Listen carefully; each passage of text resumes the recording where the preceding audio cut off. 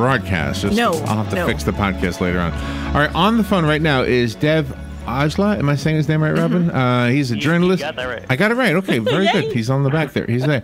He's a journalist, a contributor to the New York Times, Glamour, MSNBC, CBS News, The Globe, Mail. He's got a lot of credentials here. Let me put his picture up there. Let's hope this whole podcast thing is working.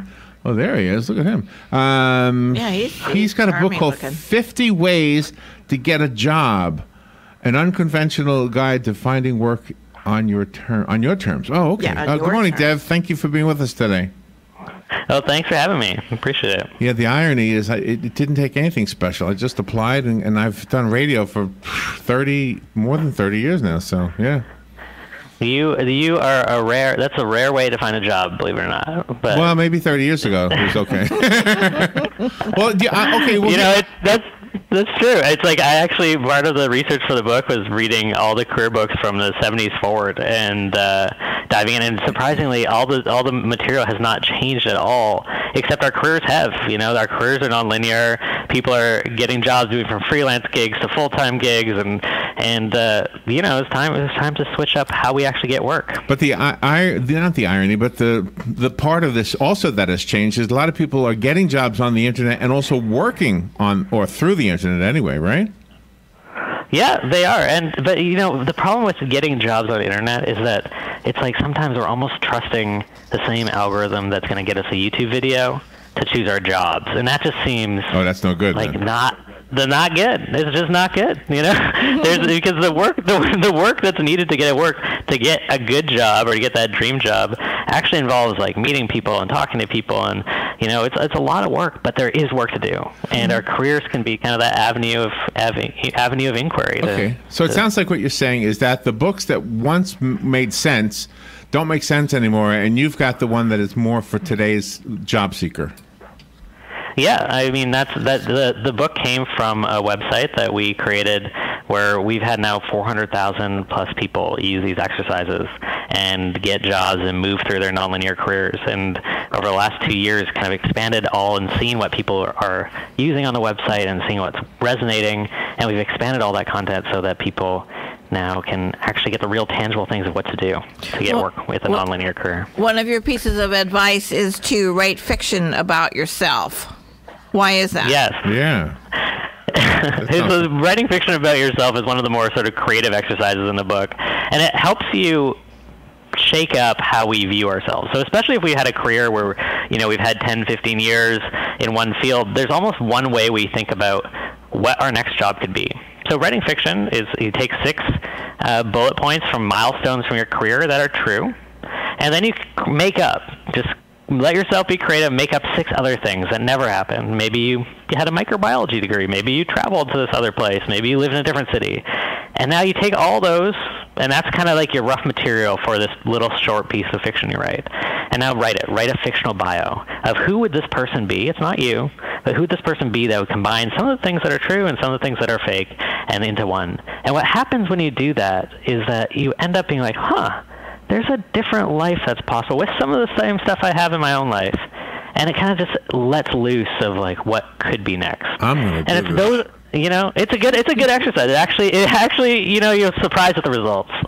Oh man, I'm going to do this just for the fun of it. I don't know that I'm going to get a different job. I just want to be that. I just want to be that guy that always gets those girls. That's who I want to be.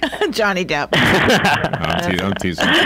So that's an exercise. Now, have you tried any of the ideas in the book yourself personally? I mean, I've tried them all. I mean, my career has been based on a lot of these exercises, and it came from doing a recruiting firm and running and meeting hundreds of people and sitting down with people whenever, whether they're in their 40s, 50s, or in their 20s, just beginning their careers, and hearing what they're doing and trying to navigate.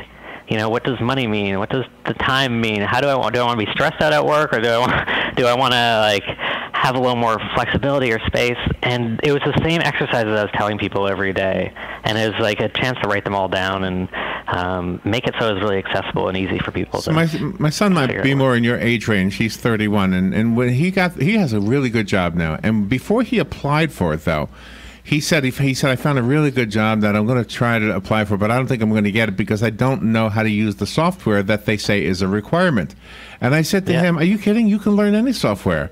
Just tell them that if you don't know it, you'll be able to learn it." And you know what? I guess that's what he did. Hopefully, he took his old man's advice. But I guess my point is that I wonder how many, like, if he didn't have me to bounce that off of, because you know what us men do? We fake it until we make it. Women always have to have all the ducks in a row. Right? Well, us guys, we don't mind bluffing a little bit, right? Yeah. Exactly. It's just like, if you can learn it, you can do it, and it's that kind of confidence to like be like, you know what, I can figure this out. I can learn it, and that actually enables you to move forward or take those big career risks like your son did. Where are you? Can I ask what city you're in? I am in New York. Okay. Perfect, because I have a question about that. I'm from New York, so I know that area a lot is a lot different than this area of Central Florida. Does that make a difference if, as far as finding a job and using the techniques in the book? Will it make a difference? The techniques work wherever because it's about you. It's about what you've done in your past, and this is not about. This book doesn't list a bunch of companies to go work for, or it doesn't also say just go work for a tech startup. It's not that book. Mm-hmm. It's more a book that involves that sort of like personal development and gives you a chance to like pursue whatever you're interested in with work that's in your area that fits with your life. And it really it's a calm book. It's sort of a little bit less than that sort of like hyper motivated, come on, sell, go. It's like, no, it's okay. You're okay. Here's what you should do, and it's going to be okay. Like, that's the real feeling that you need when you're in the middle of a job search, because you move between stuck and overwhelmed, and you have to learn new skills. You're supposed to network. Maybe you don't like meeting people. All this stuff it's just emotional to do, and so like you need to just like the calm guide to help you feel like it's going to be okay. One of the things you mentioned is ask advice from somebody that you don't know, but that might well, let's see. What's the word I'm looking for here, Robin? Might potentially become an employer. I think that's an ingenious idea, because I could see myself being in the position of the recipient of that letter. Because all of a sudden I'm thinking, oh wow, they're coming to me for advice, and here's how you get a job in radio, and next thing you know, you have a relationship started. That's an awesome idea. Exactly, and it's like you keep those relationships over time, and something happens when you just stay in touch with people, and it gives you that chance to have that some directionality in your job search. So you're not just sitting there waiting for people to apply or respond to your applications. You're actually out there talking to people and having interesting conversations and being interested, and it changes the game. So therefore, that's the same as when I was a younger man. Is relationships. Once you kind of get to know somebody, if you get rejected from a job you really want, you don't want to be obstinate to the point where you're annoying, but kind of develop a relationship. Bring them a pizza. Hey. Exactly. One of the steps in the book is win over somebody that cast you aside, which will happen. Some people won't respond, and the way to do that, in the exercise in the book, is you make a small promise, like thank you so much for mentioning that book that you told me about, and then they don't respond to that email, and then 2 weeks later, you send them another message, like, hey, just wanted to tell you that I ended up reading that book that you told me about, and it was really great, blah, blah, blah. And you tell them, so it's almost like you made a promise, and you followed through on a promise with 2 emails, and there is almost nobody that's not going to respond to that, because That's awesome. You're just grateful. That is really some good advice. Okay, I have a copy of the book, 50 Ways to Get a Job. Call me if you want the book, and also you can buy the book. I found it on Amazon. Do you have a website you want to direct us to? Yeah, 50ways-to-get-a-job.com. You can see a bunch of the exercises and find the book from there, too. All right, awesome. And are you doing a book tour, or are you staying in New York to do the book tour? No, doing a little book tour and getting out there talking about it, trying to just get as many people as I can to realize it's going to be okay. If you sell enough books, you won't need another job, Dev.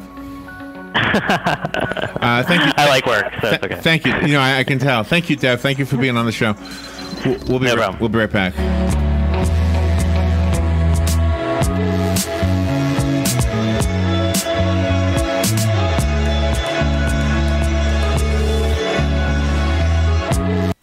Why not serve a delicious, intimate, and very easy dinner from Honey Baked Ham of Aujla? They have about the best ham produced ever, and turkey